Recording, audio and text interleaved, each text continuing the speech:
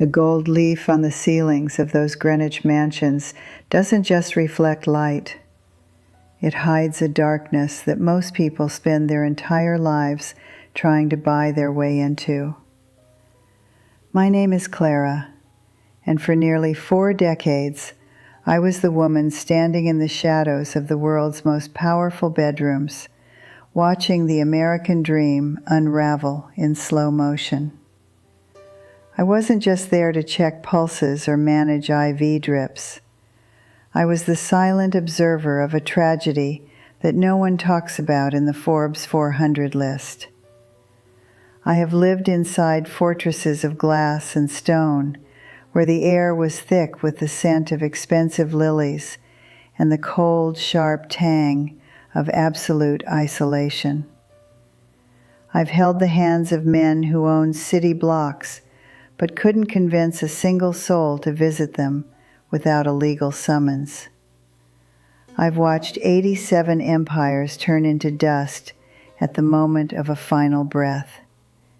And the one thing I can tell you for certain is that the silence of a wealthy home is the loudest sound you will ever hear. Most of these people weren't just dying. They were haunted by the realization that they had spent their best years accumulating treasures for a house that had long since stopped being a home. Take Eleanor Vandermir, for instance, a woman whose name was synonymous with old world prestige and a fortune that seemed bottomless.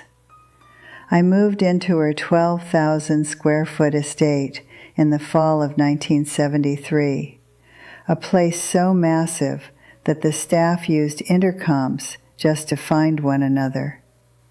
Eleanor was 78. Her heart was failing, and she was surrounded by the finest art money could buy. Yet she spent her days staring at a telephone that never rang. In the 5 months I was her primary caregiver, not one of her 4 children ever walked through those double oak doors. They were busy in London, occupied in Paris, or unavailable in Aspen. Her daughter would send elaborate floral arrangements twice a month, stiff, expensive displays that Eleanor would look at with a bitterness that broke my heart. She wasn't mourning her health. She was mourning the fact that she had successfully financed 4 lives while failing to ignite a single spark of genuine love in any of them. She had built a kingdom of gold, but she was the only one left in the castle. One night, when the medication couldn't dull the ache in her chest, Eleanor looked at me and stripped away the mask of the elite. She told me about the years when her children were small and the business was everything. She and her husband lived in a blur of galas and board meetings, shipping the kids off to elite boarding schools and summer camps as if they were inconvenient luggage. They told themselves they were providing, that they were securing a legacy, and that the children would thank them later for the trust funds and the connections. But standing at the edge of the grave, Eleanor realized the brutal truth. You cannot buy back the years you traded for a stock portfolio.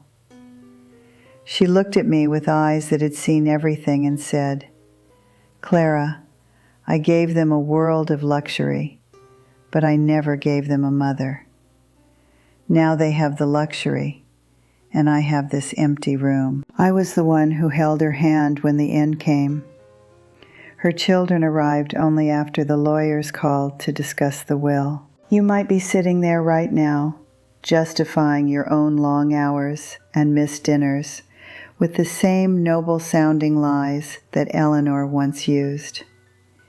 You tell yourself that once you hit that next promotion, once the mortgage is paid, or once the retirement account hits 7 figures, then you will be the parent, the spouse, and the friend you promised to be. But I am here to tell you that then is a phantom that vanishes the moment you think you've reached it. I saw this with Richard Harwood in 1982, a man who lived in a 23-room Park Avenue penthouse with a Picasso in the foyer and a view of Central Park that defined success. Richard had clawed his way up from nothing, working 18-hour days for 40 years, because he was terrified of his children ever knowing the hunger he felt as a boy. He won the war against poverty, but he lost the battle for his soul. By the time I met him, he was an old man, gasping for air through a plastic tube, surrounded by masterpieces that couldn't breathe for him. Richard's wife had died 8 years before he got sick. They had spent their entire lives talking about the grand tour they would take once he finally hung up his hat. He was always one more deal away from freedom, one more merger away from being ready. But she died of a stroke on a Tuesday afternoon while he was in a meeting, 6 months before his self-imposed deadline. When I sat with him in that echoing penthouse, he would look at the Picasso and spit at the floor. He told me he would burn the whole building down just to have one more ordinary Tuesday with her, eating cheap takeout on the sofa. He died 3 weeks later, and his children, the ones he claimed to do it all for, had the real estate agents in the house before the funeral flowers had even wilted. They didn't want his legacy. They wanted his liquid assets. They didn't miss the man. They missed the lifestyle he funded. We are a society obsessed with what we can measure, and that is our greatest failure. We can count the dollars. We can track the career ladder, and we can quantify the square footage of our homes. But you cannot measure the warmth of a child's hug, or the value of a shared silence with a spouse who truly knows you. We optimize for the bank balance and hope the relationships will somehow survive on the leftovers of our energy. Eleanor and Richard weren't bad people. They were just people who believed the lie that time is something you can borrow against. But time is a non-renewable resource, and the interest rate on a neglected life is higher than any bank would ever dare to charge. The someday you are working for is a trap designed to keep you from noticing that your life is happening right now, in the cracks between the meetings and the overtime. There were, however, the rare few who realized the game was rigged before it was too late. I remember Margaret Hennessy in 1989. She lived in a modest house in Stamford that most of my other clients would have considered a servant's quarters. Her husband had been a principal, and she had been a teacher. They had enough, but never too much. When Margaret was dying of cancer, her house was a chaotic, beautiful mess of people. Her children were there every day, not out of obligation, but because they actually liked her. Her grandchildren would sprawl on her bed and tell her about their day. Margaret told me they made a choice in their 20s. They would never let a paycheck dictate their presence. Her husband turned down the big superintendent job because it would have meant missing the kids' bedtimes. They drove old cars so they could have new memories. Margaret's children held her hands as she drifted away, and the room was filled with laughter and stories, not the cold calculation of an inheritance. The difference between her death and the deaths in Greenwich was the difference between a life lived and a life merely accumulated. You might think you don't have a choice, that the bills and the pressure are too high. But every billionaire I saw die alone started with that same excuse. They weren't born into loneliness.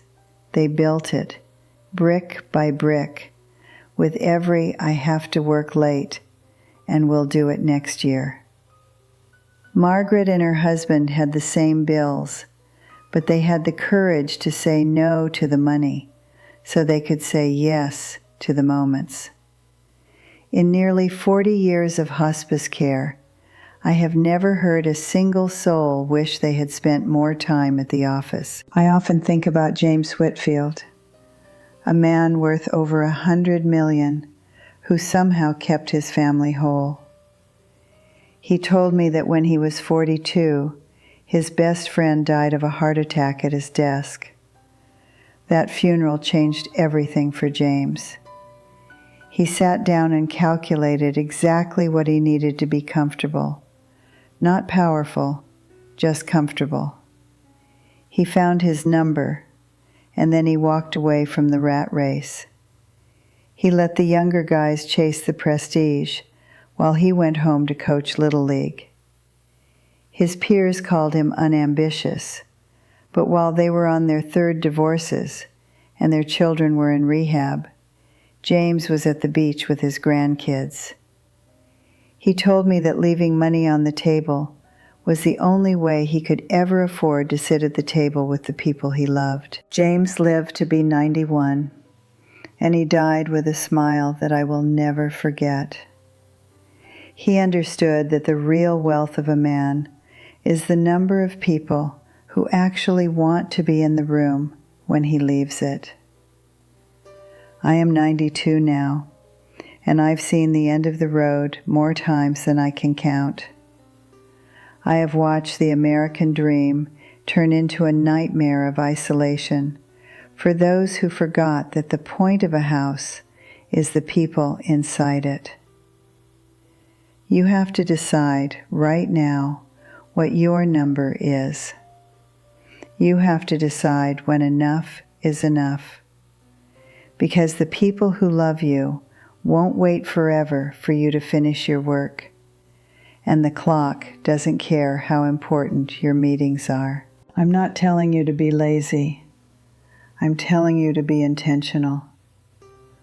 Stop pretending that you are doing this for them when you are really doing it because you become addicted to the chase or afraid of the quiet. The truth of your life isn't found in your net worth.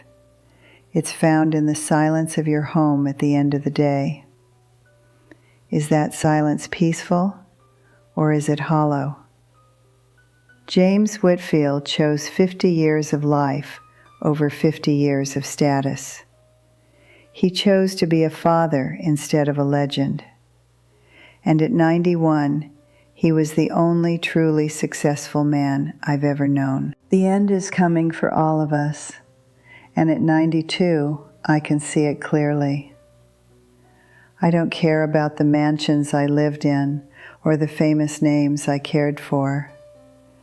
I care about the memories of the people who stayed.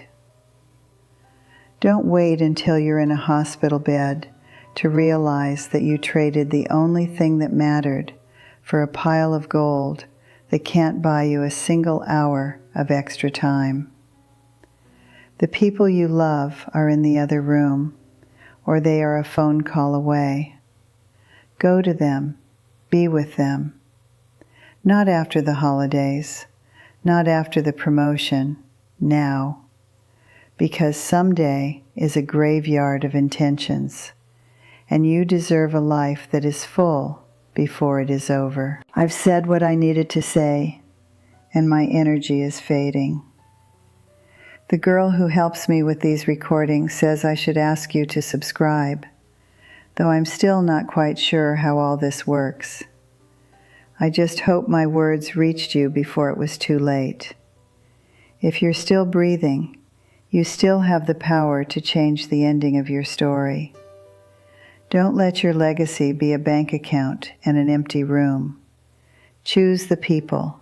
Choose the time. Choose to be the one who sits at the table instead of the one who leaves the money on it. And if this message touched your heart, Please join our channel and share your thoughts in the comments. I'd like to know that someone chose a different path today because I spoke up. I'm tired now, and I have a garden that needs my attention, even if I can only watch it from the window. But I am at peace because I know that I am not just a body in a bed. I am a person with a story that hopefully saved yours. Go call your family. Go home for dinner. The work will be there tomorrow, but the people might not be. This is Clara, signing off from a life well observed. Thank you for listening to an old woman's truth.